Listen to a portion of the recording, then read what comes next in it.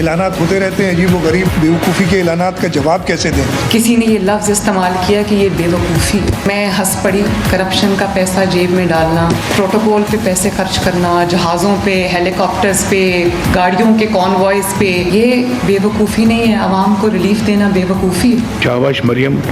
मैं बहुत सुन रही हूँ टीवी पे कि जी ये शॉर्ट टर्म रिलीफ है, ये शॉर्ट टर्म रिलीफ नहीं है। हम बहुत बड़ा सोलर प्रोग्राम लेके आ रहे हैं। अगर मैं वज़ीर आला बन के सोचूं तो मुझे तो सब बहुत अच्छा लगेगा। बट खैर I won't go into politics. सिर्फ मैं अगर टीवी पे आके और बाकी बोलता रहूँगा तो काम किस वक्त करूँगा? मुझे नहीं पता लोगों को टाइम कैसे निकलता है सारा दिन टेलीविजन पे आने के लिए। मैं पाकिस्तान की पहली आर्टिफिशियल इंटेलिजेंस यूनिवर्सिटी बनाने जा रही हूँ। मैं जेल में भी गई हूँ, मैंने मुकदमात भी भुगते हैं 6-7 साल। मेरी आंख में आंसू नहीं आया। मेरे जैसे इंसान को रुलाना कोई आसान काम नहीं है। शाबाश मरियम।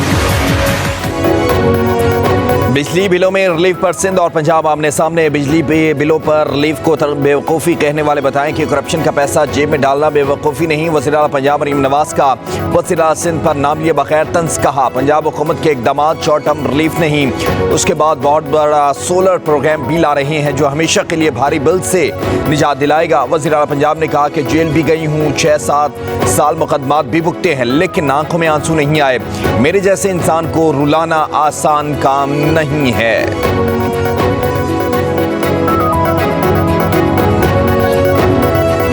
भाई ने बिजली के रेट बढ़ा दिए, बड़े भाई ने एक सूबे में कम कर दिए। सियासी वो श्रिंक होते जा रहे हैं। बिजली के बिल पीपुल्स पार्टी की हुकूमत तो नहीं बढ़ाए थे। आज भी मैंने वहाँ के चीफ मिनिस्टर साहबा की तकरीर सुनी, मुझे बहुत अफसोस हुआ। काउंटर तकरीर इससे शायद ज्यादा सख्त मैं भी कर सकता हूँ। ये प्रोटोकॉल की मिसालें मैं भी दे सकता हूँ। लीडरों का विजन ये नहीं होता कि हम 1 महीने के लिए बस हमने रिलीफ दे दिया और अखबारों में इश्तिहार चला दिए, 2 महीने के बाद क्या होगा। हम पूरी इन्वेस्टमेंट अपनी थरपाकर कोयले को कर रहे हैं जो कि सिंध को नहीं पूरे पाकिस्तान को बिजली सस्ती करके देगी। अब आज हमें ताने दे रहे हैं प्रोटोकॉलों की या दूसरी चीजों की, एक से एक चीज का जवाब हम दे सकते हैं। पाकिस्तान पीपुल्स पार्टी की सिंध हुकूमत जो है वो पूरे पाकिस्तान का सोचती है।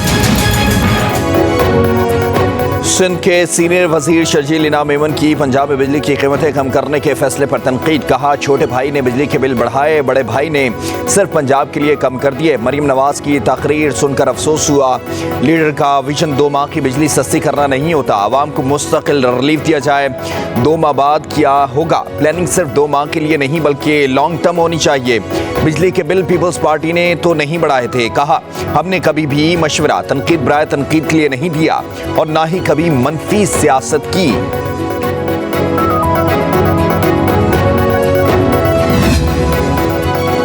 आप लोगों को यकीन क्यों नहीं हो रहा कि सिंध में गुज़श्ता 16 साल से हुकूमत आपकी है? वज़ीर इत्तलात पंजाब हस्मा बुखारी का शर्जील इनाम मेमन को जवाब। कहा सिंध में नून लीग की हुकूमत होती तो आज मरीम नवाज वहाँ भी बिजली का रेट देती। वफाकी हुकूमत ने बिजली की कीमतों में इजाफा क्यों किया? इस बात का आपकी लीडरशिप को भी इल्म है। 7 माह से तहरीक इंसाफ मरीम नवाज के हर आवाम दोस्त इक़दाम पर तनकीद कर रही है। अब पीपल्स पार्टी भी पंजाब के आवाम से इस कदर तासुब का मुजाहरा करेगी, ये सोचा नहीं था। इन साल के मुकाबले में आज महंगाई अपनी कम तरीन सतह पर है। इसको मज़ीद हमें कम करना है। चैलेंजेस भी बहुत ज़्यादा है।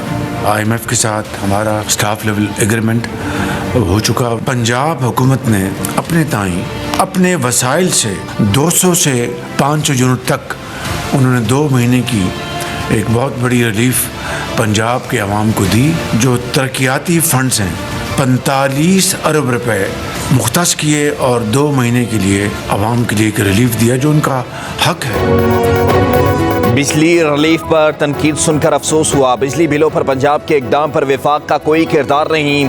पंजाब ने अपने वसाइल से अवाम को रिलीफ दिया, हक़ाइक़ को मसख़ नहीं करना चाहिए। वज़ीर आज़म शहबाज शरीफ का वफाकी काबीना के इजलास से खिताब। कहा इस वक्त 86% सारिफीन हुकूमती रिलीफ से मुस्तफ़ीद हो रहे हैं। FBR में इस्लाहात की जा रही हैं। महंगाई 3 साल के मुकाबले में कम तरीन सतह पर है। महंगाई 38% से कम होकर 11% पर आ गई है। पावर सेक्टर में नुकसानात कम करने की कोशिश कर रहे हैं। बिजली चोरी का हमेशा के लिए खात्मा कर दिया जाएगा। वज़ीर आज़म ने कहा शदीद बारिशों के बाइस कीमती जानों का नुकसान हुआ। हमारी बिजली महंगी है, 100% महंगी है, इसमें कोई शक ही नहीं है। हम रीजन के अंदर सबसे महंगी बिजली प्रोवाइड कर रहे हैं। जब आईपीपीज़ का कोई शोर और रौला नहीं था, हमने खामोशी के साथ इनके ऊपर काम करना शुरू किया। आईपीपीज़ के ऊपर काम जो 3.5 महीने में हुआ है, वो कभी पाकिस्तान की हिस्ट्री में नहीं हुआ। अगले 1 से 2 महीने के अंदर शहबाज शरीफ साहब की ये हुकूमत आईपीपीज़ के सिलसिले में ऐसी ऐसी खुशखबरियाँ देगी, तमाम के लिए विन विन सिचुएशन होगी। 2 घंटे की लोड शेडिंग बर्दाश्त कर लें तो 50 अरब रुपए की बचत की जा सकती है। विफाकी वज़ीर तवानाई ओवैस लग़ारी नया फार्मूला ले आए। तकरीब से खिताब में एतराफ़ किया कि खिते में सबसे महंगी बिजली दे रहे हैं। बिजली की औसतन कीमत इस वक्त 44 रुपए फी यूनिट है। कहा 1 से 2 माह में आईपीपीज़ के हवाले से खुशखबरी सुनाएंगे। आईपीपीज़ पर काम तब से कर रहे हैं जब कोई शोर नहीं था। मिनिस्ट्री से खबर लीक हुई कि कुछ होने वाला है तो सब अपने अपने फ़ायदे के लिए बोलना शुरू हो गए। गरीब बिजली का बिल अदा नहीं कर सकता, तनख्वाह और मकान के किराए से ज्यादा बिल आ रहे हैं। अमीर जमात इस्लामी हाफिज नईमुर रहमान का तकरीब से खिताब। कहा सियासी जमातें जमहूरियत के फ़रोग को अहमियत नहीं देती। मुल्क बहुत से बहरानों से गुजर रहा है। खुद को जमहूरी कहने वालों को अब जमहूरी बनकर दिखाना होगा। हुकूमत वजारतों की राइट साइजिंग करें। लोग मुस्तकबिल से मायूस हो चुके हैं। तमाम मसाइल को सामने रखते हुए एक नई तहरीक शुरू करेंगे। 28 अगस्त को बिजली की कीमतों में इजाफे के खिलाफ हड़ताल होगी।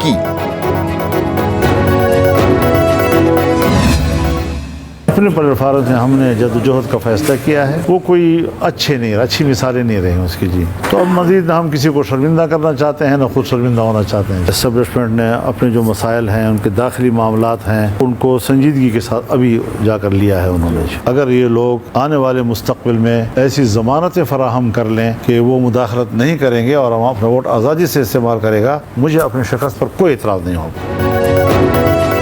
जमीयत उलमा इस्लाम ने सियासी इत्तेहाद के बगैर अपनी तहरीक खुद चलाने का फैसला कर लिया। डेरा इस्माइल खान में मीडिया से गुफ्तगू करते हुए मौलाना फजल रहमान ने कहा किसी सियासी इत्तेहाद के बगैर अपनी तहरीक खुद चलाएंगे। माज़ी करीब में सियासी इत्तेहादियों के तजुर्बे अच्छे नहीं रहे। हम मजीद किसी को शर्मिंदा करना चाहते हैं और नाखुद होना चाहते हैं। बोले इस्टेब्लिशमेंट ने अब जाकर अपनी दाखिली मामलात को संजीदगी से लिया है। हमें सियासत में मुदाखलत न करने की जमानत दी जाए तो अपनी शिकस्त पर कोई एतराज़ नहीं होगा।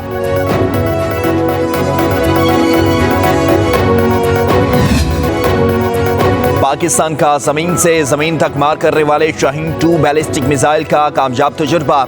ISPR के मुताबिक शाहीन 2 मिसाइल 2000 किलोमीटर तक हदफ को कामयाबी से निशाना बना सकता है। शाहीन 2 बैलिस्टिक मिसाइल रिवायती और गैर रिवायती हथियार और न्यूक्लियर वॉरहेड ले जाने की सलाहियत भी रखता है। सदर आसिफ अली जरदारी और वज़ीर आज़म शहबाज शरीफ की कामयाब तजुर्बे पर साइंसदानों और इंजीनियर्स को मुबारकबाद।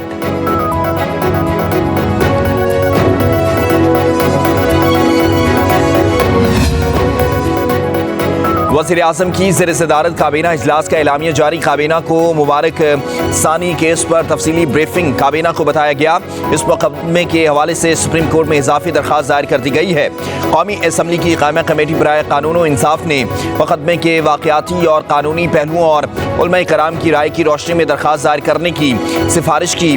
अटॉर्नी जनरल 22 अगस्त को सुप्रीम कोर्ट में नज़रसानी दरख्वास्त की समाअत में पेश होंगे।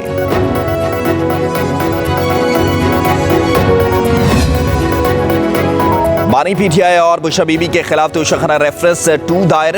रेफरेंस सऊदी वलीअहद की जानिब से तोहफे में मिले बलखारी ज्वेलरी सेट पर दायर किया गया। 22 गवाहों की फहरिस्त भी शामिल। तोशाखाना कैबिनेट डिवीजन के सेक्शन ऑफिसर बिनी अमीन का नाम फहरिस्त में शामिल। रेफरेंस में कहा गया कि साबिक वज़ीर आज़म और उनकी अहलिया ने गैर कानूनी तौर पर यह ज्वेलरी सेट अपने पास रखा। तोहफा तोशाखाना में जमा नहीं कराया गया।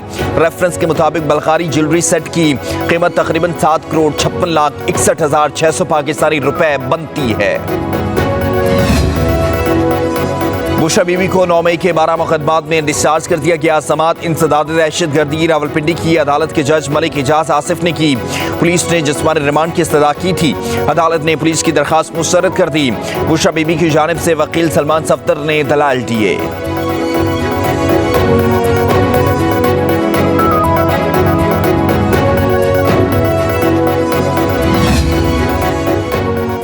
पटियाला जेल में बानी पीटीआई की सहूलतकारी और पैगाम रसानी। सिक्योरिटी इदारों ने सहूलतकारी में मुलविस मजीद 6 अफराद को तहवील में ले लिया।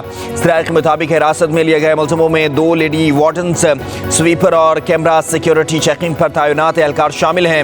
मुलाजमीन के ज़रिए इस्तेमाल मोबाइल फ़ोन भी जब्त कर लिए गए।